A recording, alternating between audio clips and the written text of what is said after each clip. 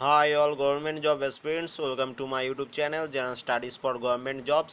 আজকে আমাদের টপিক হচ্ছে জেনারেল সায়েন্স পার্ট 21। এর আগে টোটাল আমরা 20টা পার্ট ডিসকাস করে নিয়েছি জেনারেল সায়েন্সের। টোটাল 1000 জেনারেল সায়েন্সের কোশ্চেন কিন্তু আমরা এখন পর্যন্ত ডিসকাস করে নিয়েছি। আজকে হবে 21 পার্ট। যারা আগের পার্টগুলো দেখোনি তারা অবশ্যই কিন্তু আগের পার্টগুলো দেখে নেবে। ফার্স্ট কোশ্চেন, কোন রাসায়নিক পদার্থের অন্য নাম কার্বলিক অ্যাসিড? এটির অ্যান্সার হচ্ছে ফেনল। ফেনলের রাসায়নিক নাম হচ্ছে কার্বলিক অ্যাসিড। অ্যালুমিনিয়ামের কোন সংকর ধাতু বিমান তৈরির জন্য ব্যবহৃত হয়? এটির অ্যান্সার হচ্ছে ডুলারুমিন। অপশন ডি হচ্ছে এটির অ্যান্সার। ডুলারুমিন ইউজ করা হয় অ্যালুমিনিয়ামের ডুলারুমিন সংকর ধাতু ইউজ করা হয় বিমান তৈরির জন্য। পরের প্রশ্ন দেখো, এগুলির মধ্যে কোনটি হাইড্রোকার্বন? অ্যান্সার হচ্ছে এগুলির মধ্যে হচ্ছে বেনজিন। অপশন সি, বেনজিন হচ্ছে হাইড্রোকার্বন। পরের প্রশ্ন দেখো, কোনো শক্ত ভঙ্গুর ধাতব পদার্থ আগে উলফ্রাম নামে পরিচিত ছিল? উলফ্রাম নামে পরিচিত হচ্ছে টাংস্টেন। অপশন এ হচ্ছে এটির অ্যান্সার। বালির রাসায়নিক নাম কি? খুব ইম্পর্টেন্ট কোশ্চেন, অনেক এক্সামে এসেছিল। বালির রাসায়নিক নাম হচ্ছে silicon die oxide. Option B হচ্ছে এটির অ্যান্সার। তাপ প্রয়োগ করে কি রাসায়নিক পদার্থ মিশিয়ে রবারকে শক্ত বা ভালকানাইজড করা হয়? এটির অ্যান্সার হচ্ছে সালফার। তাপ প্রয়োগ করে সালফার মিশিয়ে রবারকে শক্ত বা ভালকানাইজড করা যায়। অপশন এ হচ্ছে এটির অ্যান্সার। নিচের কোনটি এলপিজির প্রধান উপাদান? আমরা সবাই জানি বিউটেন হচ্ছে এলপিজির প্রধান উপাদান। স্টেনলেস স্টিল হচ্ছে সংকর ধাতু এবং বায়ু হচ্ছে কি? আমরা সবাই জানি বায়ু হচ্ছে একটি মিশ্রণ। অপশন বি হচ্ছে এটি অ্যান্সার। এই কোশ্চেনটা কিন্তু অনেকবার রিপিট হয়েছে, বুঝতে পারছো এটা, এবং অনেক এক্সামও কিন্তু এই কোশ্চেন হচ্ছে বায়ু কি? বায়ু হচ্ছে একটি মিশ্রণ। পরের প্রশ্ন দেখো, গোবর গ্যাসের নিচে কোনটি বর্তমান?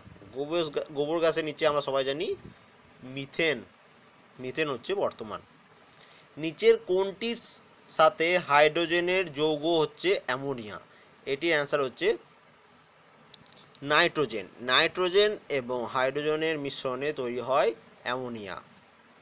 তোমরা অ্যামোনিয়ার রাসায়নিক সংকেত যেটা, সেটা যদি দেখো সেখানেই পেয়ে যাবে যে নাইট্রোজেন এবং হাইড্রোজেনের মিশ্রণে তৈরি হচ্ছে অ্যামোনিয়া। পরের প্রশ্ন, অলিম্পিক মশালের জন্য নিচের কোন দুটি উপাদান ব্যবহৃত হতো? অলিম্পিক মশালের জন্য প্রোপলিন এবং বুটেন বা বিউটেন, যা বলবে, সরি বুটেন এখানে স্পেলিংটা ভুল লিখেছে, বা বিউটেন, ঠিক আছে, প্রোপলিন এবং বিউটেন এই দুটি ব্যবহার করা হতো। পটাশিয়াম ব্রোমাইড নিচের কোনটিতে ব্যবহৃত হয়? পটাশিয়াম ব্রোমাইড ফটোগ্রাফিতে ব্যবহৃত হয়। অপশন এ হচ্ছে এটির অ্যান্সার।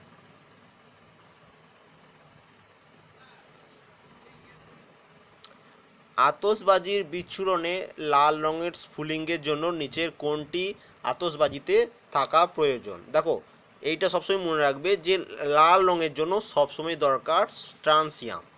এটা সবসময় মনে রাখবে, স্ট্রানসিয়াম। আতশবাজির বিস্ফোরণে লাল রঙের স্ফুলিঙ্গের জন্য স্ট্রানসিয়াম আতশবাজিতে থাকা প্রয়োজন। ঠিক আছে, পরের প্রশ্ন দেখো, নিচের কোনটিতে হেভি ওয়াটার বলা হয়? হেভি ওয়াটার আমরা সবাই জানি ডিউটেরিয়াম অক্সাইড বা D2O। এটি হচ্ছে হেভি ওয়াটার। অনেক এক্সামে বারবার কোশ্চেনটা রিপিট হয়, এগুলো সব কিন্তু মুখস্থ করে নেবে। পরের প্রশ্ন দেখো, নিচের কোন অ্যাসিডটি ফটোগ্রাফিতে ব্যবহৃত হয়? ফটোগ্রাফিতে ব্যবহৃত হয় অ্যাসিটিক অ্যাসিড। অপশন এ হচ্ছে এটির অ্যান্সার, ফটোগ্রাফিতে। পরের প্রশ্ন দেখো, টেট্রাইথাইল লেড নিচের কোনটিতে ব্যবহৃত করা হয়?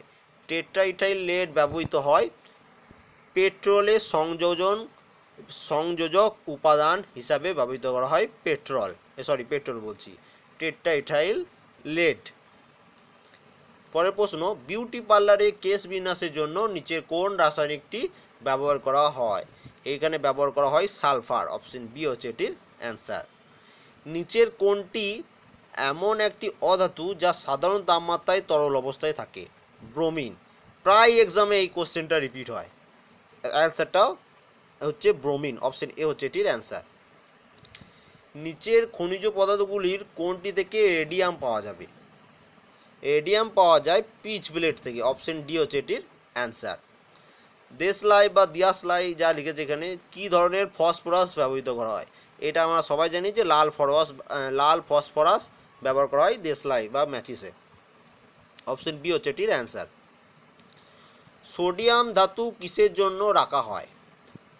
সোডিয়াম ধাতু কিসের মধ্যে রাখা হয়? আমরা সবাই জানি সোডিয়াম ধাতু রাখা হয় কেরোসিনের মধ্যে। অপশন বি হচ্ছে এটির অ্যান্সার। স্মোক বোমা তৈরি করতে নিচের কোনটি ব্যবহৃত হয়? স্মোক বোমা তৈরি করতে ব্যবহৃত হয় ফসফরাস। অপশন বি হচ্ছে এটির অ্যান্সার। পরের প্রশ্ন, নিচের কোন যৌগটির নাম ওয়াটার গ্লাস? ওয়াটার গ্লাস নাম হচ্ছে Na2SiO3। এর ফুল ফর্ম হচ্ছে সোডিয়াম মেটাসিলিকেট। সোডিয়াম মেটাসিলিকেটকে বলা হয় water glass, GLAS, water glass. Option D হচ্ছে এটির অ্যান্সার। এই সংকেতটাও কিন্তু মুখস্থ রাখবে। পরের প্রশ্ন, নিচের কোনটি ব্লিচিং পাউডার? দেখো, ব্লিচিং পাউডার বলা হয় ক্লোরাইড অফ লাইমকে। অপশন এ হচ্ছে এটির অ্যান্সার। প্লাস্টার অফ প্যারিসের রাসায়নিক সংকেত। এই কোশ্চেনটা বারবার এক্সামে এসছে। প্লাস্টার অফ প্যারিসের রাসায়নিক সংকেত হচ্ছে CaSO4 2H2O। 4H2O নয় কিন্তু, দেখো দুটোই কিন্তু একই আছে। এটা কি হবে? CaSO4 2H2O। সবসময় মনে রাখবে 2H2O। অপশন সি হচ্ছে এটির অ্যান্সার। এবার দেখো পরের প্রশ্ন, নিচের কোনটির নাম মার্স গ্যাস? আমরা সবাই জানি মিথেনকে বলা হয় মার্স গ্যাস। ফটোগ্রাফিক ফিল্মে নিচের কোন ধাতু ব্যবহৃত হয়? ফটোগ্রাফিক ফিল্মে ব্যবহৃত হয় রূপো। অপশন ডি হচ্ছে এটার অ্যান্সার। সিলভার ব্যবহার হয়। নিচের কোনটি সোডা ওয়াটার পাওয়া যায়? সোডা ওয়াটার পাওয়া যায় কার্বন ডাইঅক্সাইডে। কার্বন ডাইঅক্সাইড মানে হচ্ছে যেমন কোল্ড ড্রিঙ্কসের মধ্যে কোন গ্যাস থাকে না? কার্বন ডাইঅক্সাইড থাকে। পরের প্রশ্ন, কঠিনতম বা সবচেয়ে শক্ত পদার্থ কোনটি? সবচেয়ে শক্ত পদার্থ হচ্ছে হিরে। অপশন এ হচ্ছে এটির অ্যান্সার। সমুদ্রের জলের গড় লবণাক্ততা হলো কত? সমুদ্রের জলের গড় লবণাক্ত হচ্ছে 3.5%। অপশন ডি হচ্ছে এটির অ্যান্সার। খুব ইম্পর্টেন্ট প্রশ্ন এটা। পরের প্রশ্ন দেখো, বাতাসে কোন গ্যাস থাকার জন্য পিতল তার ঔজ্জ্বল্যতা হারিয়ে কালচে হয়ে যায়? এটা খুব ইম্পর্টেন্ট কোশ্চেন। এটা হচ্ছে হাইড্রোজেন সালফাইড। বাতাসে হাইড্রোজেন সালফাইডের সংকেত হচ্ছে H2S। বাতাসে H2S থাকার জন্য পিতল তার উজ্জ্বল বর্ণ হারিয়ে কালচে হয়ে যায়। পরের প্রশ্ন দেখো, আতশবাজিতে সবুজ রঙের স্ফুলিঙ্গ তৈরি করতে নিচে কোনটি ব্যবহৃত হয়? না, সবুজ রঙের স্ফুলিঙ্গ করতে ব্যবহৃত হয় বেরিয়াম। অপশন এ হচ্ছে এটির অ্যান্সার। কিছুক্ষণ আগেই পড়লাম যে লাল রঙের স্ফুলিঙ্গ তৈরি করতে কী ব্যবহার হয়। এখন আমরা পড়ছি সবুজ রঙের স্ফুলিঙ্গ তৈরি করতে কোনটি ব্যবহার করা হয়। এটির অ্যান্সার হচ্ছে বেরিয়াম। পরের প্রশ্ন, ইলেকট্রিক বাল্বের ফিলামেন্ট কী দিয়ে তৈরি হয়? টাংস্টেন। খুব ইম্পর্টেন্ট কোশ্চেন এটাও কিন্তু এক্সামে এসছে জেনারেল সায়েন্সের। নিচের কোনটি রাসায়নিক বিক্রিয়া নয়? দেখো, রাসায়নিক বিক্রিয়া কোনটা? কাগজ পুড়িয়ে ছাই করা হলো, কারণ তাহলে এটা আগের মানে পুড়িয়ে দেওয়ার পর সেটাকে কাগজে পুনরায় রূপান্তরিত করা যাবে না, তাহলে এটি একটি রাসায়নিক বিক্রিয়া। কয়লাকে পোড়ানো হলো, এটাও তাই, এটিও একটি হচ্ছে রাসায়নিক প্রক্রিয়া। খাদ্যের প্রক্রিয়া, একবার যেটা খেয়ে নাও সেটা তো আর বার করা যায় না, সেটা হচ্ছে একটি রাসায়নিক বিক্রিয়া। কিন্তু জলে বাষ্পে পরিণত হলো, এইটা কিন্তু রাসায়নিক বিক্রিয়া নয়।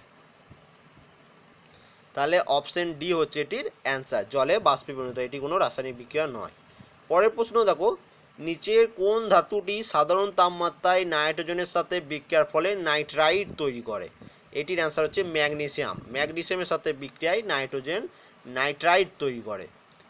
উত্তাপের ফলে নিচের কোনটি রাসায়নিক পরিবর্তন ঘটে?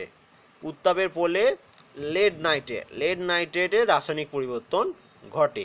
অপশন এ হচ্ছে এটির অ্যান্সার। পরের প্রশ্ন দেখো কি বলেছে, রোগীকে অজ্ঞান করার জন্য কোনো চিকিৎসক প্রথম ক্লোরোফর্ম ব্যবহার করেন বা ক্লোরোফর্মকে আবিষ্কার করেন বা ক্লোরোফর্মকে ডিসকভার করেন? আমরা সবাই জানি জেমস সিম্পসন আবিষ্কার করেছিলেন ক্লোরোফর্ম। ইলেকট্রনকে আবিষ্কার করেন? আমরা সবাই জানি যে জোসেফ থমসন আবিষ্কার করেছেন ইলেকট্রন। তোমরা একটা কমেন্ট করে জানাবে রাদারফোর্ড এবং জেমস স্যান্ডউইক এনারা কি আবিষ্কার করেছেন। এটাও কিন্তু খুব ইম্পর্টেন্ট। আশা করি সবাই অ্যান্সারগুলো জানো। পরের প্রশ্ন দেখো, রাসায়নিক শাস্ত্রে জেডেন মানে হচ্ছে জিঙ্কের সংকেত দস্তাকে নির্দেশ করে, বাংলাতে দস্তা বলা হয়। রাসায়নিক সংকেত ডাব্লু নিচের কোনটিকে নির্দেশ করে? দেখো ডাব্লু হচ্ছে টাংস্টেন, অপশন সি হচ্ছে এটা অ্যান্সার। টাংস্টেনের সংকেত হচ্ছে ডাব্লু। সোনার সংকেত হচ্ছে বা গোল্ডের সংকেত হচ্ছে এইউ। টিনের সংকেত হচ্ছে এসএন। তোমরা এটা কমেন্ট করবে যে সীসা লেডের সংকেত কি? আশা করি অ্যান্সারটা সবাই জানো, কমেন্ট করবে। নিচের কোনটিকে রাসায়নিক পদার্থের রাজা বলা হয়? আমরা সবাই জানি সালফিউরিক অ্যাসিডকে বলা হয় রাসায়নিক পদার্থের রাজা বা রসায়নের রাজা। পরের প্রশ্ন, ভূপৃষ্ঠের কোন ধাতুটি সবচেয়ে বেশি পাওয়া যায়? ভূপৃষ্ঠে পাওয়া যায় সব থেকে বেশি হচ্ছে অ্যালুমিনিয়াম। এই কোশ্চেনটা 90% এক্সামে এসছে। পরের প্রশ্ন দেখো, মোস্ট ইম্পর্টেন্ট কোশ্চেন এটা। নিচের কোন দুটি গ্যাসের রাসায়নিক বিক্রিয়ার ফলে অ্যাসিড বৃষ্টি হয়? অ্যাসিড রেন হয় কোন দুটি গ্যাসের বিক্রিয়ায়? সবসময় মনে রাখবে নাইট্রোজেন অক্সাইড এবং সালফার ডাইঅক্সাইড, এই দুটি। কখনো এটা মনে করুন যে সালফার ডাইঅক্সাইড এবং কার্বন মনোক্সাইড, এটা নয় কিন্তু। এটির সঠিক অ্যান্সার হচ্ছে নাইট্রোজেন অক্সাইড এবং সালফার ডাইঅক্সাইড, এই দুটি রাসায়নিক বিক্রিয়ার ফলে অ্যাসিড রেন বা অ্যাসিড বৃষ্টি হয়। খুব ইম্পর্টেন্ট কোশ্চেন এটা। স্বাভাবিক অবস্থায় নিচের কোন ধাতুটি তরল আকারে থাকে? না, স্বাভাবিক অবস্থায় পারদ তরল অবস্থায় থাকে। ক্যামেরার ফিল্মে থাকে কি? খুব ইম্পর্টেন্ট কোশ্চেন এটা। ক্যামেরার ফিল্মে থাকে সিলভার ব্রোমাইড। খুব ইম্পর্টেন্ট কোশ্চেন এবং অনেকবার এক্সামে এসছে। সিলভার ব্রোমাইড থাকে ক্যামেরার ফিল্মে। ফেনফথ্যালিন একটি কি? ফেনফথ্যালিন হচ্ছে একটি নির্দেশক। অপশন ডি হচ্ছে এটির অ্যান্সার। জলের স্থায়ী ক্ষারতা কার উপস্থিতিতে হয়? এইটা আমি কমেন্ট করবো না, এটা অনেকবার রিপিট হয়েছে, এটা তোমরা কমেন্ট করে জানাবে। এই একটি কোশ্চেনের অ্যান্সার তোমরা দেবে যে জলের স্থায়ী ক্ষারতা কার উপস্থিতিতে হয়। ক্যালসিয়াম কার্বনেট, না সোডিয়াম কার্বনেট, না ক্যালসিয়াম সালফেট, না ম্যাগনেসিয়াম বাইকার্বনেট। পরের প্রশ্ন দেখো, বৃষ্টির জল কি? আমরা সবাই জানি বৃষ্টির জল হচ্ছে আম্লিক। অপশন সি হচ্ছে এটির অ্যান্সার, আম্লিক বা অ্যাসিটিক যা বলবে। এবার দেখো পরের প্রশ্ন, নিচের কোনটি ব্লিচিং পাউডারের মধ্যে থাকে? ব্লিচিং পাউডারের মধ্যে থাকে ক্লোরিন। Option D.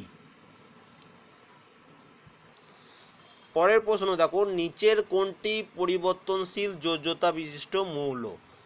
যোজ্যতা বিশিষ্ট মৌল হচ্ছে অপশন বি, লোহা, আয়রন।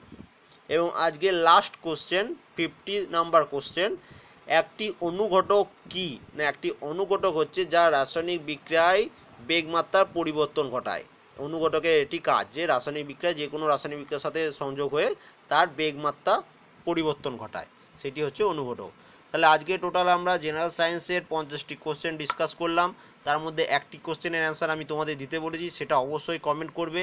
এবং যদি ভিডিওটি ভালো লেগে থাকে তাহলে লাইক করবে, কমেন্ট করবে, শেয়ার করবে। এবং যদি মনে হয় কোনো কোশ্চেনের অ্যান্সার আমি ভুল বলেছি সেটা অবশ্যই কমেন্ট করে দেবে। তাহলে আমি পিডিএফটা যখন আমাদের টেলিগ্রাম চ্যানেলে পোস্ট করব সেখানে সেটা ঠিক করে পোস্ট করে দেবো। এবং আমার চ্যানেলে যারা নতুন তারা যদি ভিডিওটি ভালো লেগে থাকে তাহলে অবশ্যই সাবস্ক্রাইব করে নেবে। সাবস্ক্রাইব না করলে হয়তো পরে ভিডিওগুলো দেখতে পাবে না। এবং কারো যদি কোনো এনকোয়ারি থাকে অবশ্যই কমেন্ট করবে, আমি আমাদের যখন দেখব তখন রিপ্লাই দিয়ে দেবো। Thank you for watching.